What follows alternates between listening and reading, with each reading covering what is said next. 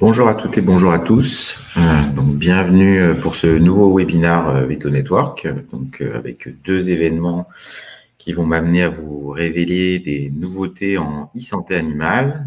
Je vois qu'il y a des gens qui sont déjà là. J'espère que vous m'entendez bien. N'hésitez pas à dire s'il y a des petits soucis au niveau technique, histoire qu'on règle tout avant de commencer, de laisser les quelques-uns et quelques-unes qui vont se joindre à nous. Le son est OK, donc on est bien. Moi, je vais enlever les notifications sonores pour ne pas avoir un petit clic à chaque fois qu'il y a un commentaire. Donc, bienvenue à toutes et tous pour ce nouveau webinaire. Donc, comme je vous le disais, j'ai eu la chance d'assister à deux événements avec la révélation de pas mal de choses sur la e-santé animale. Ces événements inédits, c'est le VET Symposium organisé par Royal Canin. Et puis, l'autre événement, c'est le Purina Institute Global Summit. Je sais qu'il y a des gens de Royal Canin et de Purina qui vont, enfin, en tout cas, qui sont inscrits. Vous êtes les bienvenus. N'hésitez pas s'il y a des commentaires, d'ailleurs. La conversation, le chat est fait pour ça. Pour tous ceux qui arrivent en cours de route ou qui devront repartir plus tôt, comme d'habitude, ce webinaire sera disponible courant de la semaine prochaine sur la chaîne YouTube Veto Network.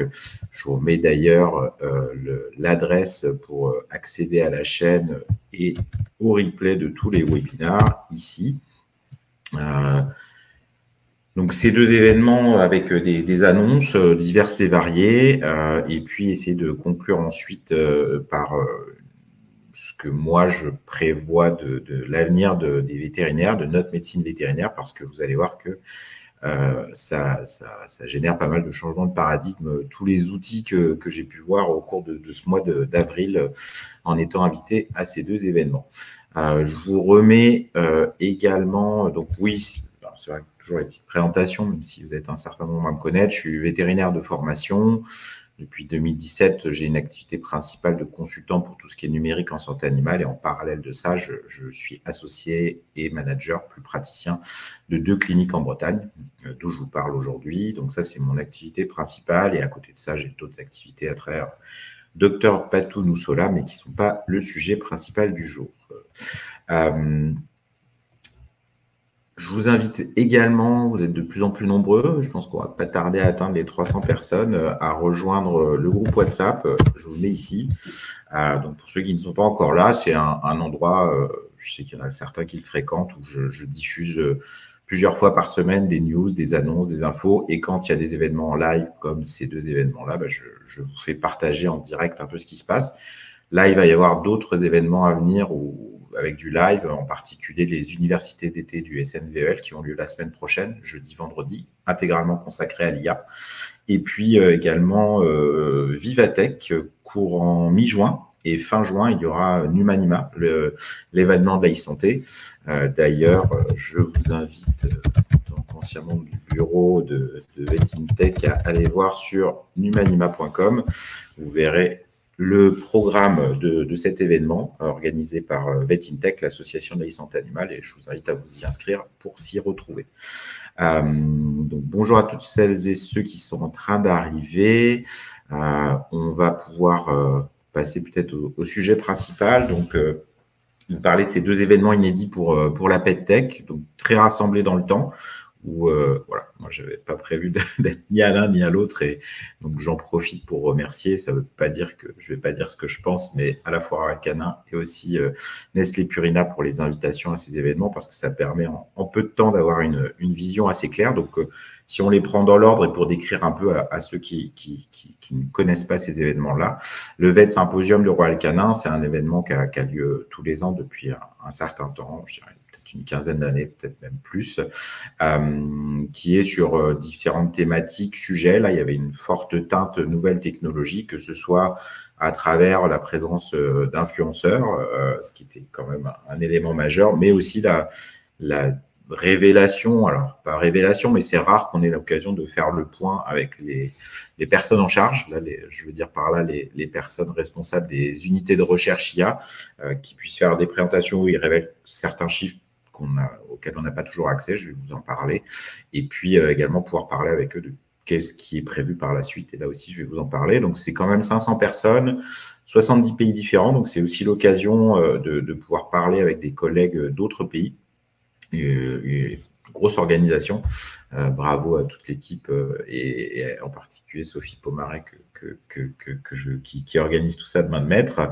Et puis la nouveauté plus nette de cette année, c'est qu'il y avait une vraie exposition, pas commerciale en l'occurrence, une exposition d'information avec des stands uniquement dédiés à Royal Canin, mais aussi des stands de partenaires. Je pense à Juicy, qui est une application qui a remporté le prix. Oula. Alors, attendez, widescreen, je vois qu'il y a quelque chose qui a dû bugger quelque part. Attendez voir, je repartage. J'ai dû appuyer sur un bouton sans faire exprès, donc je remets mon partage et je reviens là-dessus. Donc oui, il y avait des partenaires, je disais donc, sur cette exposition commerciale. Je pense à Juicy en particulier, qui est une appli pour aider à faire de la biblio, qu'on avait récompensé avec VetInTech lors de Numanima en 2024. C'était aussi un événement sympa, hein, voilà. Dans ces événements-là, il y a aussi des activités sociales. Là, on a eu la chance d'aller dans un chouette lieu à 500 et on a passé une bonne soirée avec la table des Français. Et puis aussi, c'est aussi l'occasion de révéler des nouveautés. Peut-être certains ont déjà vu arriver dans la clinique les treats de Royal Canin qui peuvent permettre de récompenser les animaux en gérant l'apport calorique. Donc là, ici, c'est pour diète, mais il y en a aussi, je crois, en urinari, en digestif. Mon chien a testé et a priori, il approuve. Donc, à surveiller dans vos centrales. L'autre événement qui était consacré à des innovations en santé animale, c'était le Purina Institute Global Summit. Le Purina Institute, en fait, c'est une entité qui a une vocation uniquement scientifique. Donc là, on nous a quasiment pas parlé de produits pendant 2 jours. C'était vraiment plutôt de la science, parfois un peu hard, je vous cache pas. Alors en plus, tout en anglais et avec le décalage horaire dans les pattes, puisque ça s'est déroulé à Saint-Louis dans le Missouri.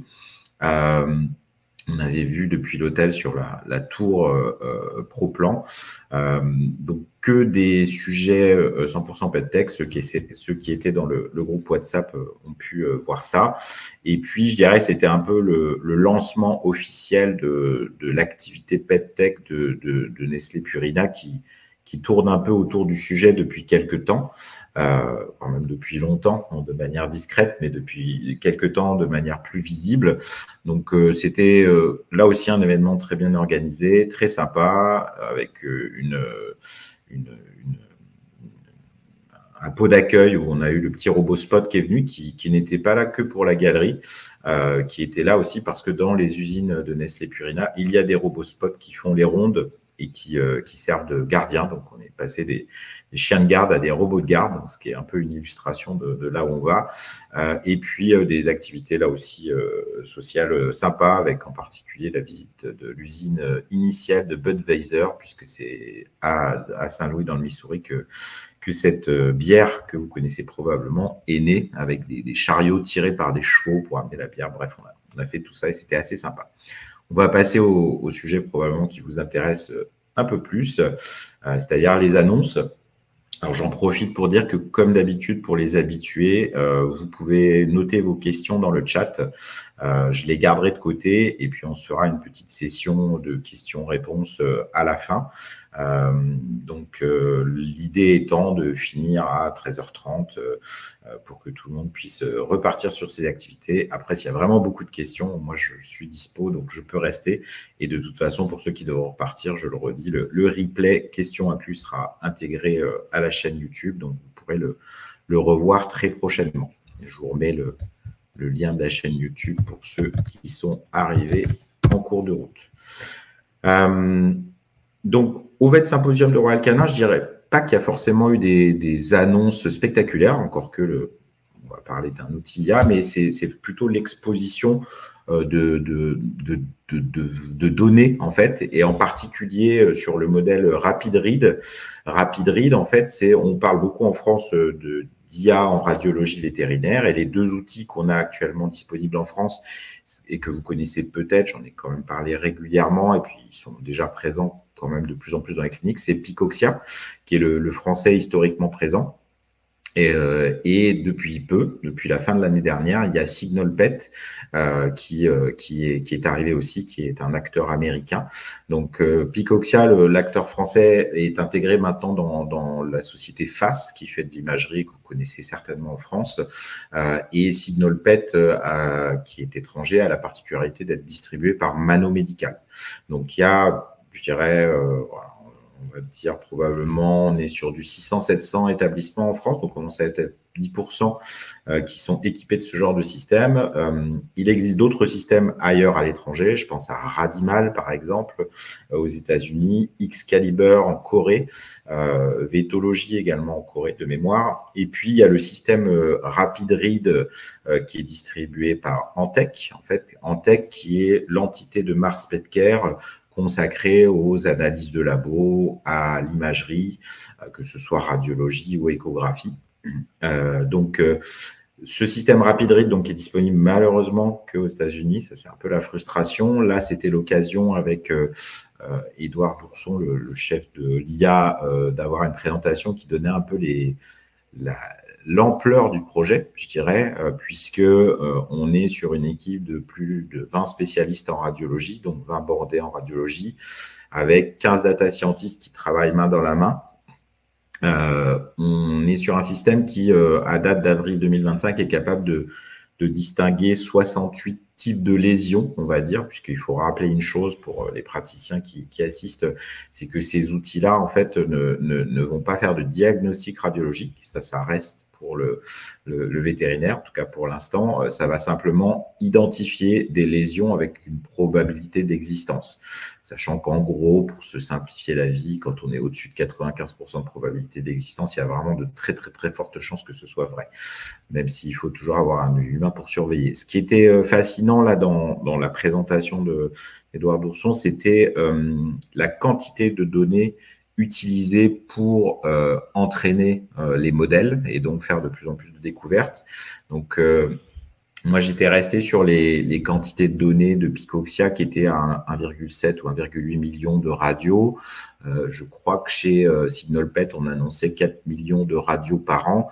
Là, en fait, basé sur la base, donc, puisque Mars Petcare a la particularité de posséder un grand nombre de cliniques dans le monde, plusieurs milliers de cliniques, c'est la possibilité d'avoir un grand set, donc un grand set, donc une grande collection, on va dire, de radios pour entraîner les modèles avec 125 millions de radios à la base.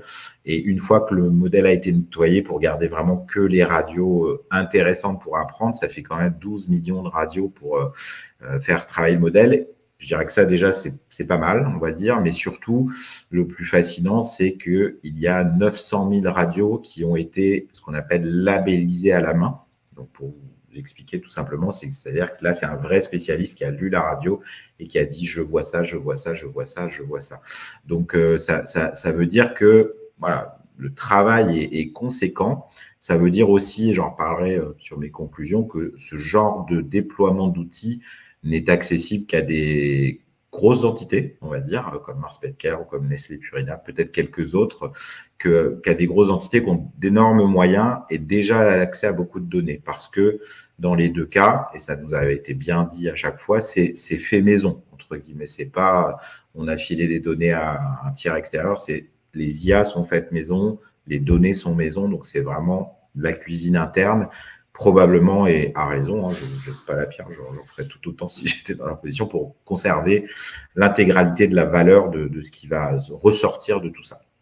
Donc, on a l'intérêt de ce genre de choses, c'est que bien sûr, le modèle s'améliore en continu, donc comme souvent ça. Alors après, au bout d'un moment, quand on est à 97-98% de pertinence, je dirais que ça pourra aller un petit peu plus haut, mais c'est un peu asymptotique, quoi. Donc voilà pour le modèle Rapid Read. Voilà. Pour l'instant, la frustration, c'est qu'il est non disponible en France. À suivre pour son arrivée, j'espère, prochaine. Pour le fonctionnement, c'est entre guillemets simple. La plupart du temps, vos radios vont être stockées dans un PAX, en fait, qui est lieu, un cloud en fait, local ou en cloud, mais la plupart du temps en cloud, qui va accueillir vos radios et en fait, très simplement, les systèmes type RapidRead vont se connecter à votre PACS de clinique et pouvoir analyser les radios en temps réel avec un délai d'analyse de quelques minutes en général. Ça dépend des outils et des modèles, mais voilà comment ça se passe. Donc, vraiment intéressant. Ce qui est intéressant aussi, toujours dans la notion d'imagerie, c'est la création d'IA spécialisée pour certains types d'images. Ce que je veux dire par là, c'est que, par exemple, vous pouvez découvrir ici une photo de mâchoire et SignalPet a déjà une IA qui dépiste les lésions, dentaires.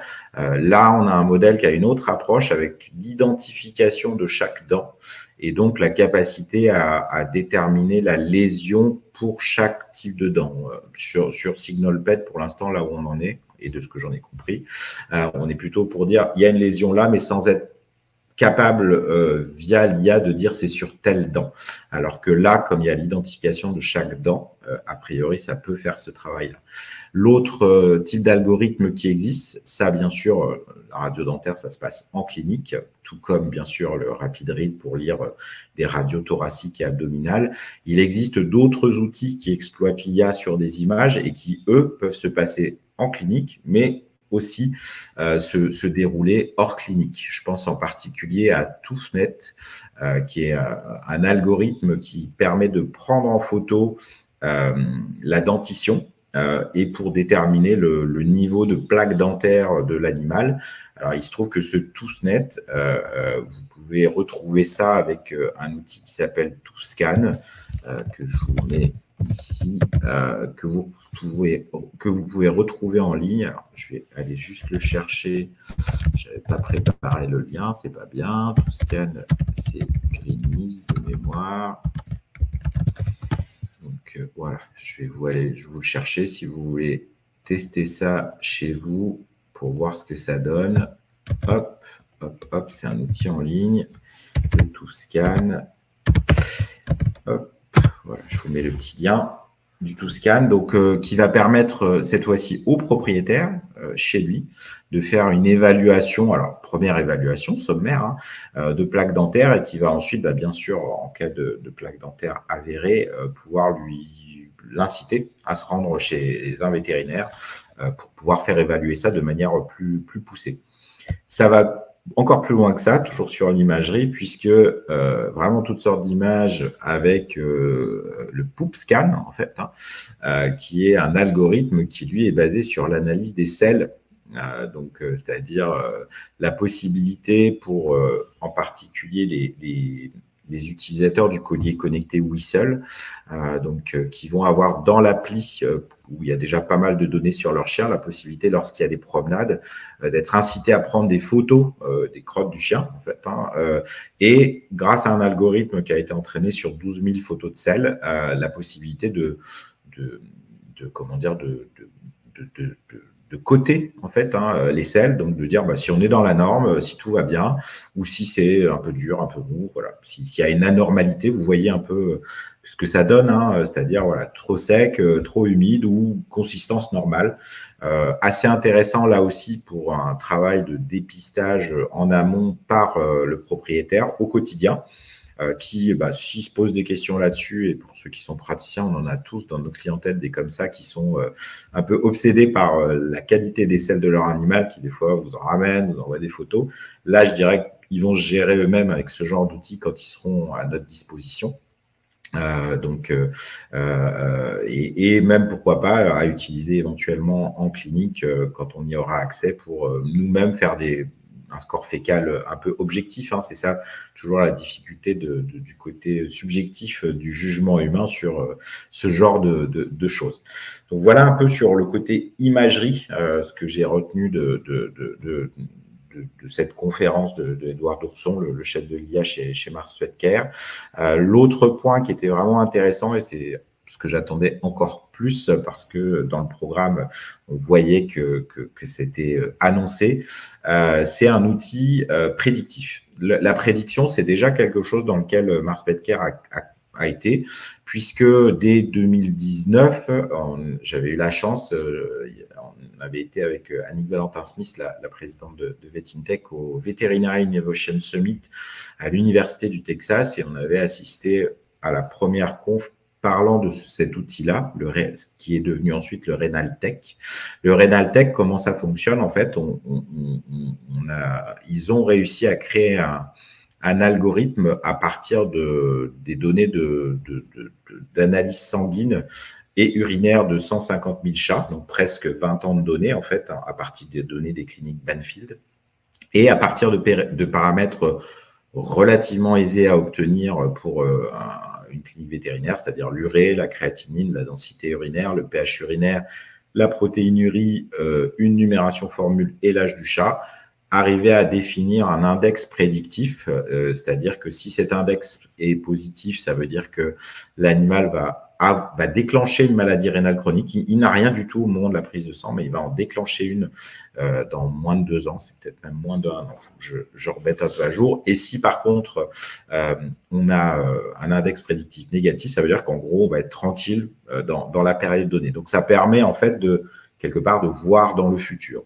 Et donc, ce qui était envisagé, annoncé dans le programme de ce symposium oral canin, c'était le fait d'avoir maintenant ce même genre d'outil pour le diabète félin, et c'est le cas. Là aussi, c'est assez ébouriffant au niveau données, puisque c'est plus de 2,6 millions de chats qui ont été impliqués dans le set de données. Alors, 2,6 millions à l'origine, avec 10 millions de visites. Donc, vous voyez la quantité de données que ça fait. Il y a eu bien sûr une sélection des données parce qu'il y a des cas où le chat n'a pas été élu assez longtemps, le diagnostic de diabète final n'est pas si sûr que ça. Finalement, les données pour entraîner le modèle, pour arriver à créer cet algorithme prédictif, c'est quand même malgré tout 536 000 chats et 1,6 million de visites. Donc ça, c'est ce qui a permis de créer le modèle. Et ensuite, pour tester le modèle en validation, c'était sur 94 000 chats et 285 000 visites. Donc là aussi, assez conséquent. Ça a permis de définir en fait une intelligence artificielle qui, à partir de données là aussi extrêmement simples, hein, c'est ça un peu la magie de ces outils-là, puisque à partir de la race, de l'âge, du sexe, du poids de l'animal, ça c'est facile à obtenir, et de données biologiques sanguines, là aussi très facilement accessibles à de nombreux cliniques vétérinaires, puisqu'il s'agit du glucose, du phosphore, des pales, phosphatase alcaline, et d'une numération formule. Je dirais que là aussi, assez simple à obtenir. L'algorithme, à partir de ces données-là, une fois, c'est un prélèvement, peut établir la prédiction de risque de développer un diabète pour le chat dans les 3 mois, dans les 12 mois, ou pas de risque, en tout cas au moment de la prise de sang. Donc, quelque part, on a une vision dans le futur à 3 mois, à 12 mois, qui est présente pour ça. Si on regarde un petit peu comment, en termes de validation, alors c'est en cours, hein, les publications n'ont pas tardé sur ces choses-là, et d'ailleurs, c'est assez notable de voir que dans les 2 cas, je pense à Royal Canin comme Nestlé Purina, les choses vont tellement vite en fait que parfois on dévoile les solutions, même si elles sont pas le diabète prédict, enfin le diabète risque prédict n'est pas encore dispo, hein. Mais voilà, ça montre avant d'avoir publié, parce que c'est pour montrer l'existence de ces outils, et les publications vont suivre pour préciser ça. Sur ce modèle-là, sur la prédiction à 3 mois, sur les chats de plus de 7 ans, donc on voit, on arrive quand même à avoir une sensibilité de 80%, une spécificité de 96%. C'est pas encore parfait. La sensibilité de 80% est probablement un peu faible pour avoir quelque chose de complètement satisfaisant. Mais voilà, on est en bonne voie, et probablement qu'on va améliorer progressivement ces résultats qui sont déjà pas mal encourageants. On peut avoir des faux positifs, donc c'est là où il faut se méfier un petit peu. Donc, ça, ce qui est vraiment fascinant avec ces modèles-là, le RenalDetect, le diabète risk predict, c'est la capacité à voir dans l'avenir de la santé de l'animal, du chat, en l'occurrence ici, c'est-à-dire vous avez un animal qui est en parfaite santé, le bilan sanguin du jour dit il est en parfaite santé, mais à horizon 1 an, il va déclencher un diabète, il va déclencher une insuffisance rénale avec une fiabilité suffisante au niveau scientifique pour en tenir compte et probablement avoir une prise en charge des animaux. Je pense autant pour l'insuffisance rénale à l'heure actuelle, à ma connaissance, on ne peut pas faire énormément de choses pour empêcher qu'elle apparaisse. Autant sur le diabète, bien entendu, en particulier la perte de poids, la prise en charge par des aliments diététiques peut faire en sorte de ramener l'animal dans une zone moins à risque. Ce que je veux dire par là, c'est que tel que ça nous a été expliqué, le risque n'est pas quelque chose qui, voilà, il arrive, il repartira jamais. Il peut être baissé et diminué en prenant en charge les choses avant que les problèmes arrivent. L'idée qu'il y a derrière, c'est bien sûr d'éviter, voilà, on sait que les diabètes, c'est pas facile à gérer. On se retrouve avec des traitements quotidiens qui peuvent être lourds pour les propriétaires, à la fois financièrement et en termes d'engagement.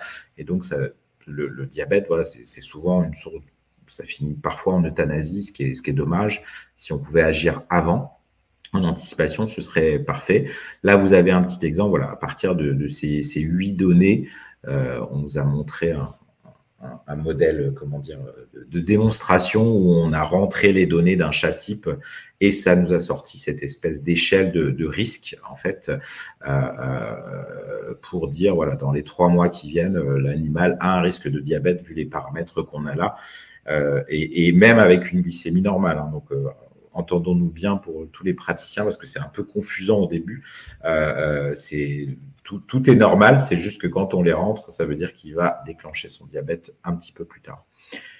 Voilà pour en tout cas, les 2 choses majeures qui m'ont marqué lors de ce Royal Canin, de ce symposium Royal Canin. Donc, à la fois la richesse des données sur l'imagerie et puis ce nouvel outil qui est en cours de développement, donc il ne va pas arriver tout de suite. Hein. Je dirais qu'en plus, souvent en Europe, on est un peu les parents pauvres. Hein. Le Renal Detect pour les reins, elle fonctionne déjà aux États-Unis, mais nous n'en bénéficions pas encore. J'espère un jour parce que c'est quand même un bel outil. Et puis le diabète, prédiction de risque, il va probablement arriver dans les années à venir, mais là encore, pas d'infos précises. Si, une dernière info, c'est fatalement, comme je suis un petit curieux, j'ai été parler avec John Flanagan qui nous a fait cette présentation sur le prédiction du diabète félin. Et je dis, et alors c'est quoi le prochain outil prédictif? Parce que fatalement, à partir du moment où vous avez les données, vous pouvez faire ça, je dirais, de manière presque automatique sur tout un tas de maladies. Et donc, a priori, ce serait le diabète canin, en fait, qui serait le prochain dans la pile. Alors, dans combien de temps, je ne sais pas, mais ça veut dire que, voilà, dans quelques années, on aura probablement des outils intéressants pour avertir les propriétaires avant, en fait, que leur animal va probablement déclencher un diabète si ça continue comme ça. Peut-être des outils de motivation pour faire en sorte qu'ils arrivent à gérer voilà, le surpoids de leur animal. Pas facile, hein, mais ça peut être en tout cas vraiment très intéressant d'avoir ces outils de vision dans le futur de la santé de l'animal. Je passe du coup à l'autre événement auquel j'ai assisté, le Purina Institute Global Summit. Beaucoup de choses. Du coup, voilà, j'ai dû faire des choix, mais je vais vous montrer ceux qui m'ont le plus marqué. Je dirais que le premier qui m'a marqué, c'est la litière connectée. Avant ça, de dire surtout que voilà, c'est cette petite musique chez Nestlé Purina. Ils ont attendu d'être prêts, ils ont préparé suffisamment d'outils à ce summit de lancement. Mais déjà, il y a plus d'1 an, en fait, au VMX, le Veterinary Meeting Expo, auquel j'assiste tous les ans depuis plusieurs années.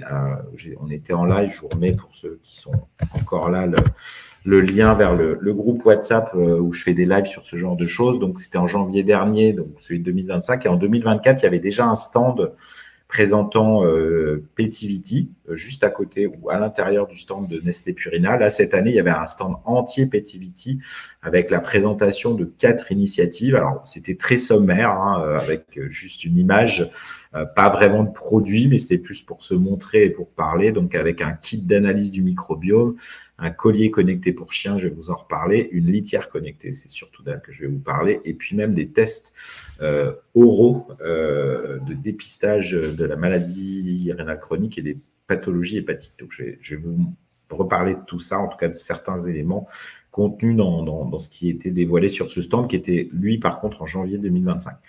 Et donc, cette fameuse litière connectés.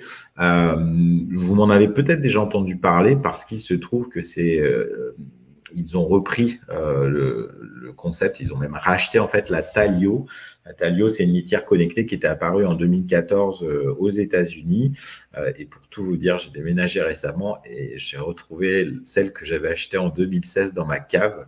Donc, ils nous ont dit très clairement à l'équipe R&D que voilà, le concept était bon, l'idée de base était bon, c'est-à-dire cette idée de mettre un plateau avec des capteurs sous la litière du chat pour collecter des informations, mais que eux avaient vraiment remodelé complètement les capteurs, leur finesse. En même temps, quelque chose qui a été créé en 2014, voilà, ils ont commencé à se remettre dessus à partir de 2021-22, on va dire probablement.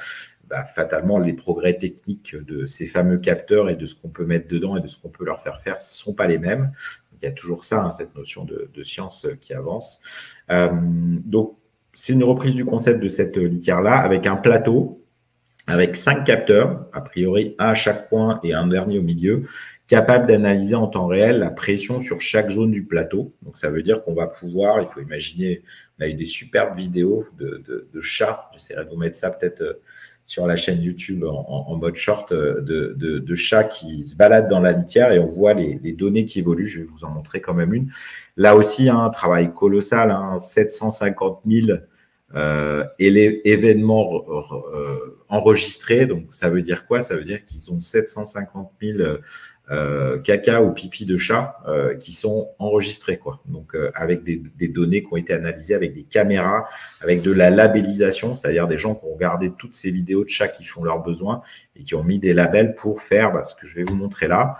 C'est-à-dire, qu'est-ce que c'est un chat qui élimine? Il entre dans sa caisse, il renifle, il creuse, digging, il va peut-être aller à certains endroits, il va se mettre en posture d'élimination et vous voyez cette ligne droite au milieu un peu de la courbe qui est le moment en fait où juste il y a un écoulement des selles, c'est-à-dire que ça fige un peu la scène et là on sait que c'est la phase d'élimination. Hip flex, c'est-à-dire un petit mouvement pour se redresser. Covering, c'est le fait de couvrir les choses et puis après le chat s'en va de la litière. Donc cet événement qui dure pas si longtemps, pour tous ceux qui ont un chat, vous avez peut-être observé ça, il est dissécable de manière vraiment extrêmement précise avec ces capteurs situés sur les différents endroits de la litière. Ça veut dire quoi? Ça veut dire que derrière, on a la capacité en fait à suivre de manière précise plusieurs choses. Alors, le poids déjà. Vous m'avez déjà entendu dire que avant de chercher des choses compliquées, si on avait le poids du chat tous les jours, ce serait formidable. Donc effectivement, la capacité, vous voyez ces courbes, on voit sur le schéma de droite la courbe du poids et donc la capacité à avoir des alertes pour vous dire attention, le chat prend du poids, ça bien sûr, mais aussi le chat perd du poids de manière anormalement forte par rapport à la moyenne mobile du poids des mois précédents. En général, c'est comme ça que ça se suit. On parle de sortie de profit, c'est-à-dire le chat avait une courbe qui était dans une zone et puis tout d'un coup, pouf, ça casse la courbe à la baisse. Donc là, ça veut dire qu'il y a un problème. Et puis, le suivi aussi de la fréquence des mictions et des défécations. Vous voyez là aussi ce schéma qui est très imagé, très clair, avec la possibilité de voir le nombre de mictions de manière précise chaque jour, bien sûr d'en avoir des moyennes, la possibilité d'avoir le nombre de défécations, mais aussi la possibilité de voir quand le chat a été dans la caisse mais n'a rien fait, qui est aussi une information intéressante. Alors, bien évidemment, tous ceux qui sont en pratique voient tout de suite à quoi ça peut servir. Voilà, détection des troubles urinaires félins, détection aussi de choses le suivi du poids, bien sûr, dépistage précoce de problèmes de santé discrets par nature chez le chat. Ce qui m'a le plus épaté, parce que je n'y avais pas pensé, alors que j'aurais pu et dû, mais c'est là qu'une fois qu'on est moins en pratique, on n'a plus les réflexes, c'est une conf très intéressante qui nous a été faite sur le suivi des animaux insuffisants rénaux chroniques, des chats qui ont des insuffisances rénales chroniques, parce que ils sont sujets à la constipation, et donc à travers le suivi de la défécation, on a la possibilité d'anticiper des crises et des sorties de profil de ces chats, voilà, qui sont un peu subcliniques et MRC, ça va bien. Et en fait, à travers le suivi de la fréquence de défécation et le repérage de ces moments où l'animal se constipe, en fait, on arrive à intervenir là aussi plus tôt. On a tous eu en consulte ces chats qui sont à maladie rénale chronique, et puis on nous les amène parce qu'ils sont constipés depuis très longtemps, parce que le propriétaire ne peut pas avoir le nez dessus. Et là, avec ça, on dépiste très précocement, et c'est vraiment très précieux médicalement. Un autre point, petite anecdote, parce que je trouve cet outil vraiment, et c'est là où je vous dis, il y a des progrès techniques, c'est bien entendu, tout le monde posait des questions. On était une centaine de pareil, divers pays du monde, en particulier beaucoup de spécialistes en médecine vétérinaire de différents domaines. Et quelqu'un a demandé de manière assez légitime, mais comment vous arrivez à faire la distinction entre le fait d'uriner ou le fait de déféquer pour le chat. Et en fait, les capteurs sont tellement sensibles que quand le chat défèque, il pousse plus. Et donc ça, c'est dépisté. Donc il y a quelque chose d'un peu plus passif en fait dans le fait d'uriner. Et donc ils ont la capacité. Ils nous ont montré aussi, parce que c'est fatalement aussi une question. Et d'ailleurs, je le redis, je vois que personne ne pose de questions. Alors, soit c'est très clair, soit vous êtes soufflé, soit ça viendra plus tard. N'hésitez pas dans le chat. Ils nous ont montré aussi les profils d'autres choses, parce qu'il y a des chats parfois qui déclenchent les capteurs parce qu'ils se frottent contre la caisse, parce qu'ils montent sur la caisse aussi. Il y a aussi la capacité à dépister quand c'est l'humain qui en fait vient nettoyer la caisse. Donc, ils ont enregistré tellement d'événements divers, variés, y compris anormaux, que il y a vraiment la capacité à dépister le normal de l'anormal sans problème, quoi. Donc merci Muriel pour la clarté, ça me rassure. Donc voilà pour cette litière connectée qui, alors pareil, désolé, très grande frustration. Moi, j'étais parti pour m'en acheter une et la mettre sous la caisse de mon chat ici, disponible qu'aux US pour l'instant. Donc voilà. Et oui, Muriel, c'est juste, c'est ton domaine sur le dépistage de troubles du comportement avec ce genre d'outils. On a des choses très riches à tirer certainement. D'autres outils à venir dans les objets connectés, puisque vous l'avez compris avec cette gamme Petivity, la litière connectée est arrivée en premier parce que c'était la plus mature au niveau données, mais il y a d'autres choses assez épatantes qui arrivent. Je pense à cette gamelle là qui, comme ça, a l'air de rien, et au début, je m'y suis laissé prendre, entre guillemets, parce que je me suis dit, bon, ok, une gamelle qui distribue, mais deux choses assez épatantes dans cette gamelle, en tout cas quand elle fonctionnera complètement. Là, clairement, elle est encore en R&D, c'est pas parfait, mais ils nous ont montré, et je pense que ça va arriver, ça fonctionnera. Donc, la première chose, c'est la petite caméra qui est capable, en fait, de reconnaître le chat qui vient manger pour lui attribuer le comportement alimentaire. Donc, ça, c'est quand même assez majeur parce que je me souviens, je pense que c'était dans les années pareilles, 2015-2016, il y avait eu une initiative qui s'appelait Bistro 4 qui promettait comme ça de reconnaître le chat sur la face. À l'époque, moi, j'y avais pas cru pour dessous. Ensuite, on a les Coréens de PetNow qui bossent aussi sur ce sujet-là avec l'identification faciale du chat pour l'identifier en tant qu'individu. Alors, j'ai bien demandé aux gens de Nestlé Purina, leur projet est complètement distinct de ce que fait PetNow. C'est pas exactement la même approche, même si c'est basé sur de l'IA aussi, et la reconnaissance de points de la face du chat, j'allais dire du visage du chat, mais c'est presque ça.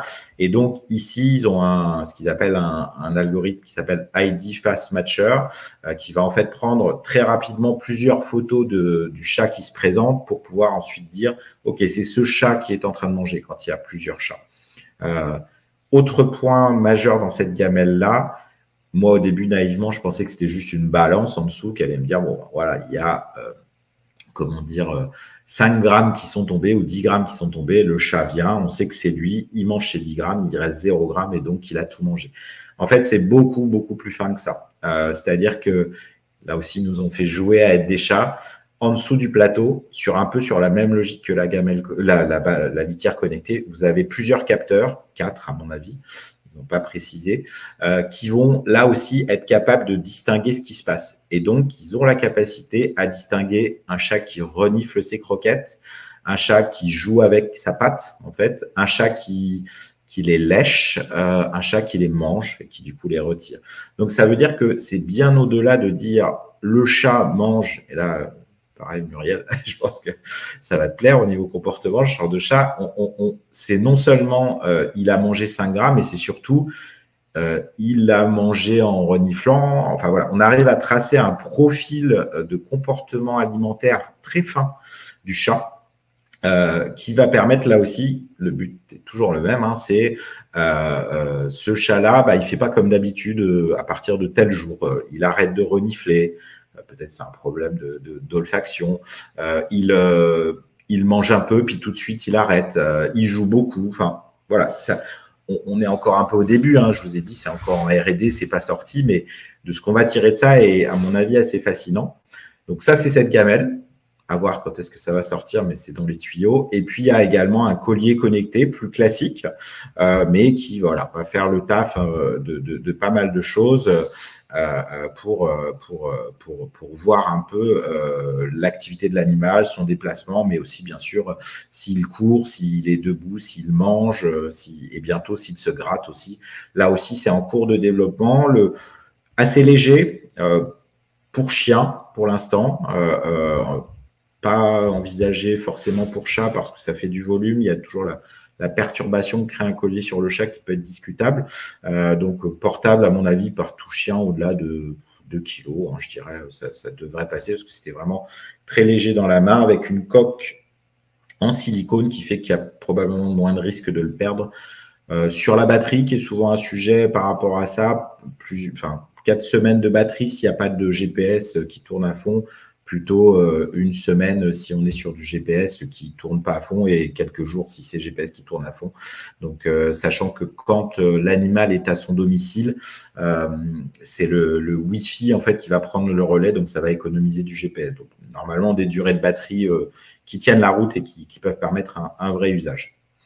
Voilà pour les outils de présenter. Je vais vous montrer, vous parler d'un autre type de concept. C'est juste pour l'introduire. Je pense qu'il faudra y revenir parce qu'on va se développer. Moi, j'en entendais parler comme ça, mais je pense que je n'avais pas saisi l'importance que ça pouvait avoir. Donc, je présume que vous n'êtes pas toujours très nombreux, alors sauf ceux qui sont dans le groupe WhatsApp parce que j'en ai parlé, à avoir entendu parler des Omics. Donc, les Omics ou Omic en français. C'est en fait je vous ai mis carrément Wikipédia en fait, hein, c'est des éléments, c'est la capacité à quantifier en fait des différents types de métabolites ou de molécules. Donc ça peut être de l'ADN, ça peut être de l'ARN, des protéines, des paramètres biochimiques divers et variés. Donc alors, on colle du omique partout, génomique, transcriptomique, protéomique, métabolomique, et de suivre leur évolution. Et à travers des études algorithmiques et de l'IA, de relier les évolutions de certains métabolites avec la survenue de certaines maladies. Voilà un peu l'idée. Clairement, c'est une approche que moi, j'avais jamais vue à ce point-là. On est habitué, je dirais, plutôt à des paramètres qu'on peut mesurer sur des machines ou faire dans un labo et dont on sait qu'ils sont des marqueurs spécifiques de la maladie au sens, voilà, on prend l'urée et la créatinine, ça augmente parce que le rein filtre pas. Là, on a autre chose. On a la capacité, à partir de très nombreuses données, de faire la relation entre l'apparition de maladies et l'évolution de paramètres, même s'ils sont pas complètement directement liés, en tout cas pas tous. On arrive à obtenir ça à partir là aussi de bases de données. Je voulais revenir là-dessus parce que c'est peut-être un des éléments qui m'a aussi le plus marqué dans ces deux événements, c'est la quantité de données qui peut permettre l'accès à certaines informations. Ici, vous avez l'exemple d'une étude sur 3000 chiens sur 13 ans et voilà tout ce qui a été collecté.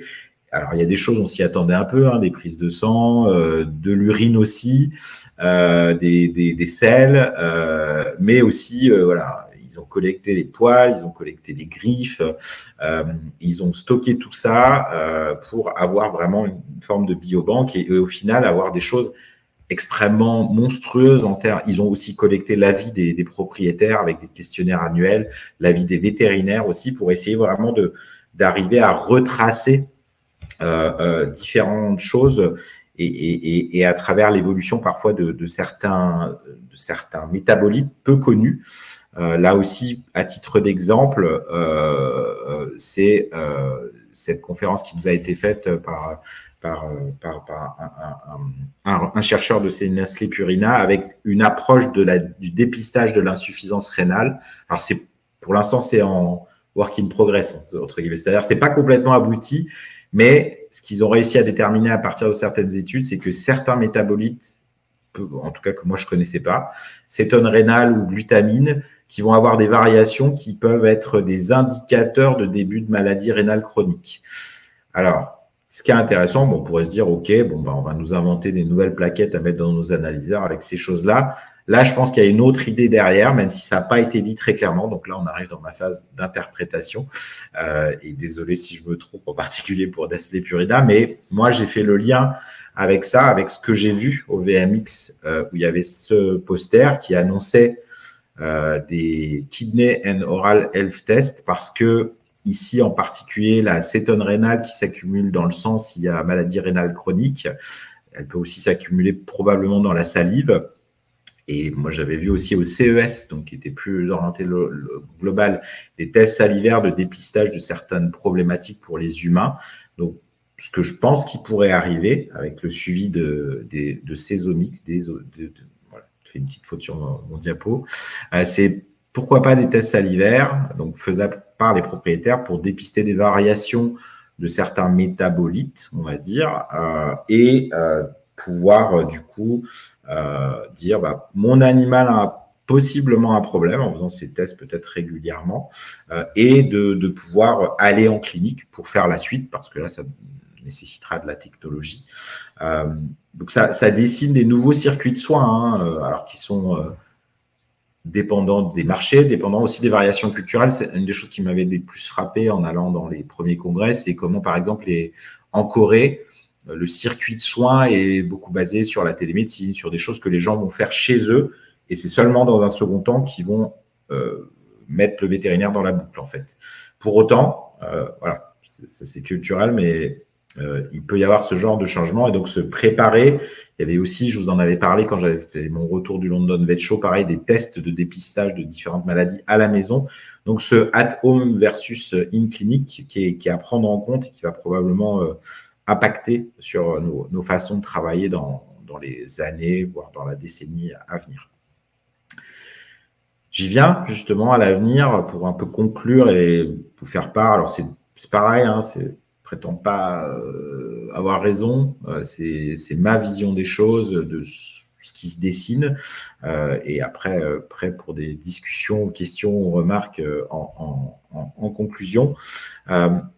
Avoir déjà en tête la grande photo, entre guillemets, comme j'appelle moi, c'est-à-dire que je crois pas vraiment à l'émergence possible désormais dans ce monde un peu consolidé de petits acteurs qui auraient une idée géniale. Ou alors ils vont vite se faire racheter si c'est si génial que ça. Là, ce qu'on assiste surtout, c'est à la constitution de gros acteurs, de grands acteurs. Vous avez Mars Petcare, vous avez Nestlé, voilà, avec Nestlé Purina. Ils possèdent des cliniques vétérinaires, parfois à l'échelle de plusieurs pays dans le monde, même à l'échelle de plusieurs pays dans le monde. Ils ont une intégration des outils numériques qui est forte. Ils ont fait des acquisitions parfois longtemps en amont. Ils ont des partenariats, ils ont des investisseurs qui sont orientés vers ces outils numériques. Ils ont des incubateurs pour essayer de dépister les initiatives. Donc, je pense en particulier à Mars et Nestlé. Ils sont très en place là-dessus, très proactifs. Et clairement, c'est eux qui participent à dessiner le futur de comment on va soigner les animaux. Vous avez aussi des laboratoires qui sont dans cette veine-là. Je pense à MSD Santé Animale, par exemple, qui avait fait le rachat d'Antelic. Vous avez toute la suite sur Petcare, pour ceux qui connaissent, Gamelle Connecté, Chatière Connecté, Fontaine AO Connecté. Vous avez aussi Zoetis qui, d'une certaine façon, avec son VetScan Imagist, collecte des données, cette fois de cytologie. Vous avez d'autres initiatives avec FarmVet, Vetoquinol. En tout cas, on sent qu'il y a eu un switch. Certains ont commencé plus tôt, d'autres sont dedans, d'autres ont un peu anticipé, mais la donnée va vraiment diriger ce que va devenir notre médecine vétérinaire. Oups là, un petit peu été trop vite. Donc, selon moi, on va passer de cette médecine réactive individuelle qu'on avait par le passé où on faisait un peu les pompiers, on va dire, avec notre examen physique, nos mains, nos yeux, nos oreilles, qui va falloir continuer à avoir, hein, bien sûr, et avec un propriétaire qui évalue les choses un peu comme il peut, à une médecine proactive et collective. Proactive parce qu'on va voir les choses avant, vous avez bien compris avec les outils que je vous ai montrés, la litière, la gamelle, ça va nous dire il y a un problème. Alors, il y aura un animal examiné en présentiel, en distanciel, un diagnostic assisté par l'IA, parce qu'il y a des fois, ce sera un peu perturbant d'avoir un animal où on nous dit il a quelque chose, mais nous, avec nos outils cliniques, on va en reparler un peu après à la fin de la formation, on peut être perturbé. Et puis, l'évaluation de la réussite de la prise en charge, qui là aussi sera faite avec des outils, des objets connectés de l'IA. Et quelque part, c'est la collecte des données individuelles qui nourrit le progrès collectif. Donc, c'est en ça que je parle de médecine proactive et collective. Ce qui est intéressant, c'est aussi une tendance que moi je sens, c'est en voyant tous ces outils-là, pour peu qu'ils soient à libre disposition de ceux qui voudraient les posséder. Par libre disposition, j'entends pas d'exclusivité et j'entends aussi une forme d'accessibilité financière. En gros, à mon avis, un chemin qui ne serait pas bon de suivre, ce serait de réserver par exemple ces outils, voilà, demain. Mars Petker pourrait dire nos index prédictifs ne sont que pour les cliniques de notre groupe. Je pense que ce serait dommage. Ou alors nos index prédictifs sont un coût tel que ce n'est pas accessible. Là, ce qui est intéressant avec tous ces outils à différents niveaux, c'est que on pouvait penser qu'on allait, avec la technicité de la médecine vétérinaire, vers un système avec vraiment des généralistes qui très vite référaient pour aller faire les choses dans des centres spécialisés. Là, je pense qu'on a peut-être une tendance inverse qui se dessine avec la possibilité d'aller attraper des outils très puissants et qui sont au final accessibles. Alors, ce qui n'empêchera pas, après, une fois qu'on aura fait le diagnostic, de renvoyer vers un centre de référé pour faire des choses plus techniques. Mais voilà, on a des choses qui se dessinent de ce côté-là qui sont, à mon avis, intéressantes et à suivre. On va être dépendant des données. Alors, dépendant dans le sens, elles vont probablement nous diriger vers nos diagnostics. On va être aussi dépendant dans le sens où, si on n'en a pas ou si on n'y a pas accès, ce sera potentiellement embêtant.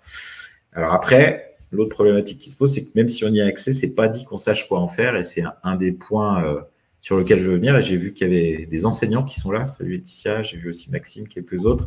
Et je pense qu'on a vraiment... Il y en a un qui veut participer à la conf. Désolé, c'est pas ta meilleure vue là, on va dire.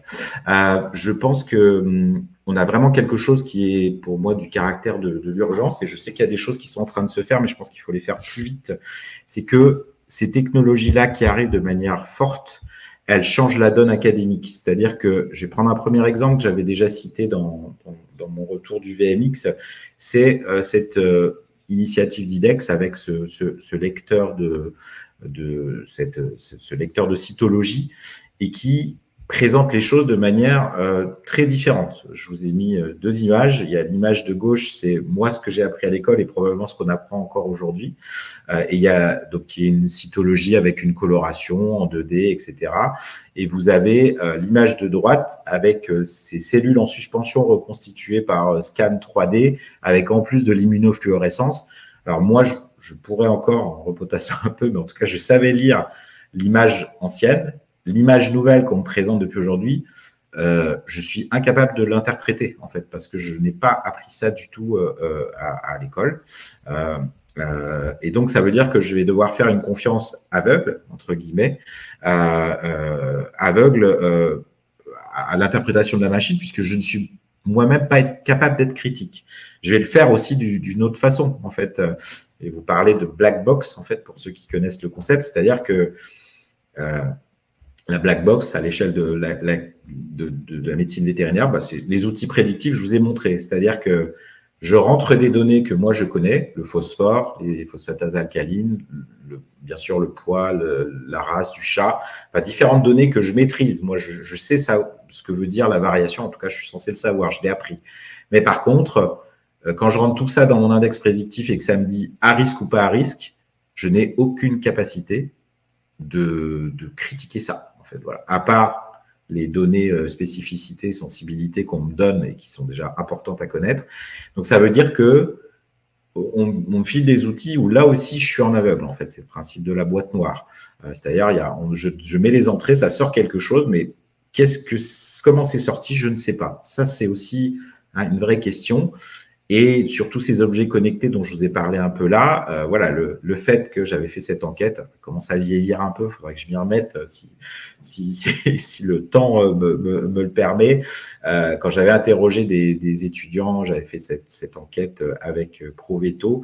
Voilà, il y en avait un grand nombre qui, sur les objets connectés, même sur l'IA, disaient, en tout cas, c'était déclaratif de leur part, c'est peut-être pas vrai, on n'a pas de formation, on n'a pas d'utilisation de ces outils. Et donc, comment arriver à faire en sorte de comprendre ces nouveaux outils qui nous arrivent là avec ce que je vous ai montré aujourd'hui, qui sont très puissants, qui sont probablement hyper pertinents une fois qu'on aura un peu affiné et maturé tout ça au niveau diagnostic, santé. Donc, probablement que ça va vers du mieux. Mais par contre, ça pourrait être très problématique si on n'a aucune capacité de compréhension de comment fonctionne. Déjà, aucune capacité de l'existence des outils. Quand je discute avec les étudiants, j'ai la chance d'aller à Nantes une fois par an ou de discuter avec d'autres étudiants. On voit que voilà, je leur explique ça, ils font « Ah bon, ça existe, tout ça ».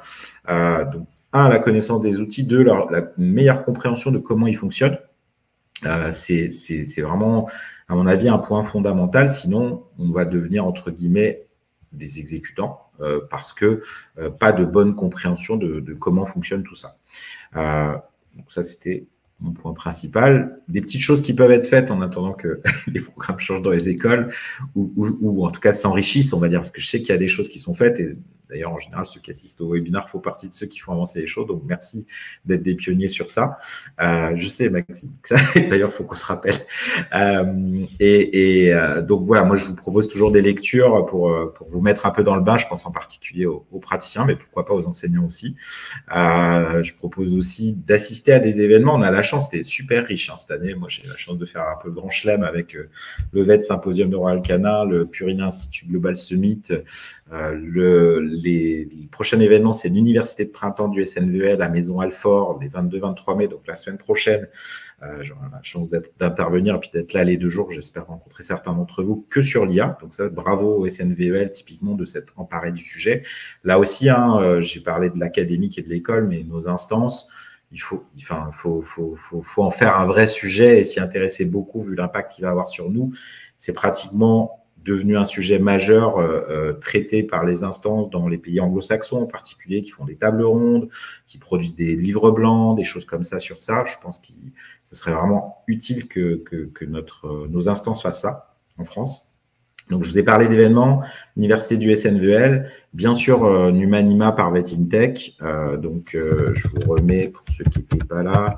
Et puis, Annie, tu peux mettre peut-être, j'ai vu que tu es là, le lien vers le programme ou l'inscription. Donc, Numanima, donc 25-26 juin 2025, à Maison Alfort à nouveau, qui est l'événement de la e-santé animale. C'est la 5e édition de mémoire, je crois, organisée par VetInTech avec plein de choses sur l'IA. C'est le sujet principal. À nouveau, des ateliers aussi, si vous voulez tester les outils.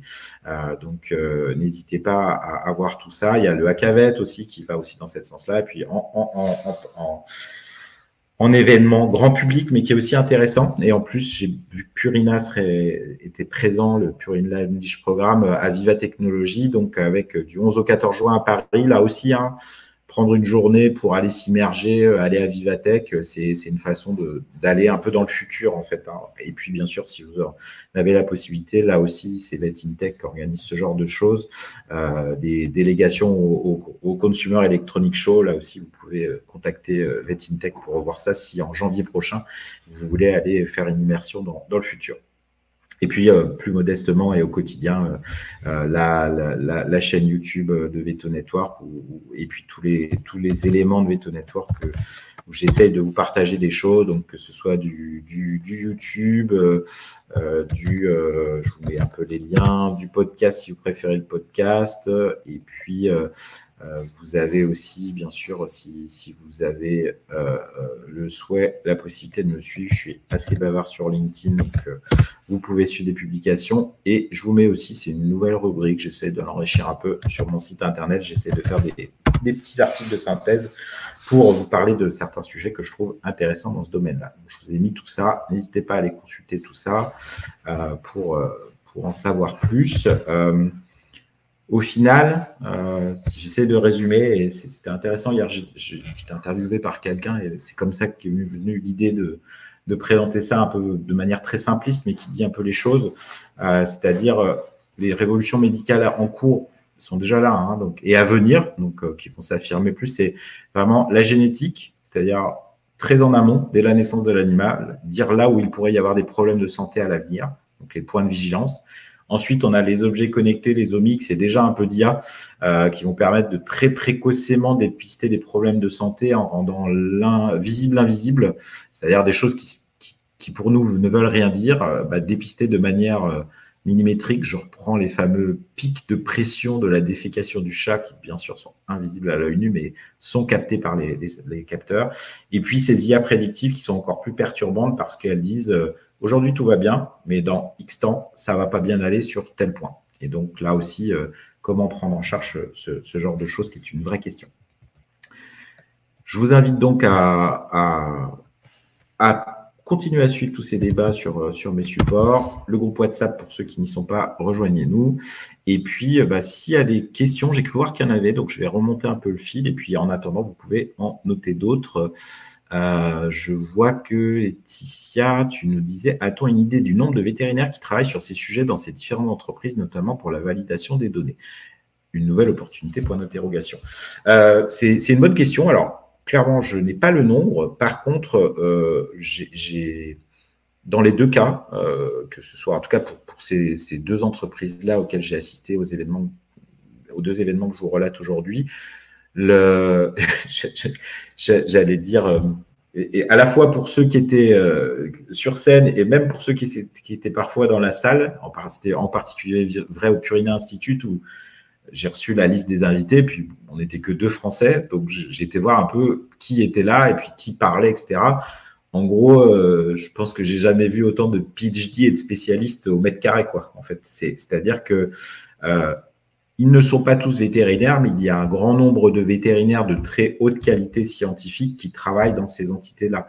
J'ai parlé au début sur le projet Rapid Read, sur l'imagerie, voilà, 15 bordés qui travaillent pour une entité comme Mars Pet Care, c'est pas rien. Et quand je dis travail, c'est pas, ils font pas ça le week-end pour mettre leur nom. C'est leur travail à temps plein de travailler là-dessus, en fait. Donc, et oui, très clairement, il y a des opportunités et je dirais qu'encore plus pour des profils data friendly, comme toi par exemple, ou comme d'autres, parce que fatalement, un vétérinaire qui a une bonne culture de la data, qui comprend déjà ce qu'on peut en faire, est forcément plus efficace.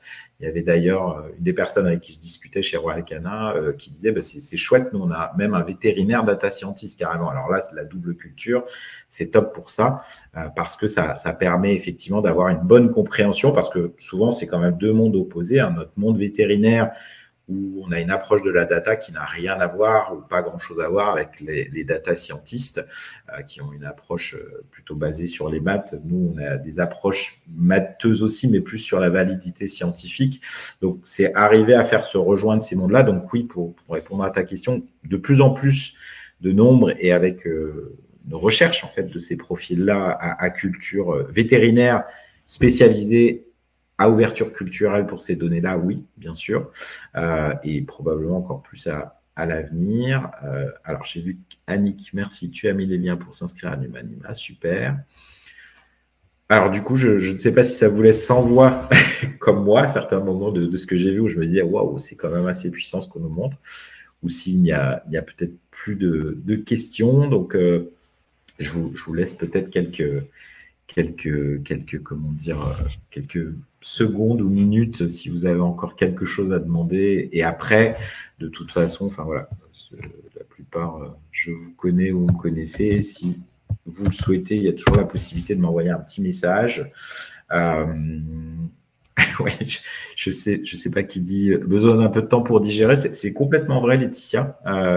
Moi-même, en fait, et pourtant, je pense que je suis pas facilement étonnable parce que, à force, avec le temps, j'en vois des choses. Mais là, en un mois, j'ai dit waouh, je croyais qu'il y avait déjà beaucoup d'outils vus au VMX ou au CES qui changent un peu la donne, où tu sens. Et là, en fait, tu as une sorte d'accélération. Je pense qu'aussi, ce qui va se passer, c'est que, et je pense que c'est bien pour la santé animale, Mars Petcare avait un peu d'avance, Nestlé Purina arrive et veut aussi affirmer. Donc, quand il y a de la compétition, en général, ça apporte du bénéfice, en tout cas, pour faire avancer les choses.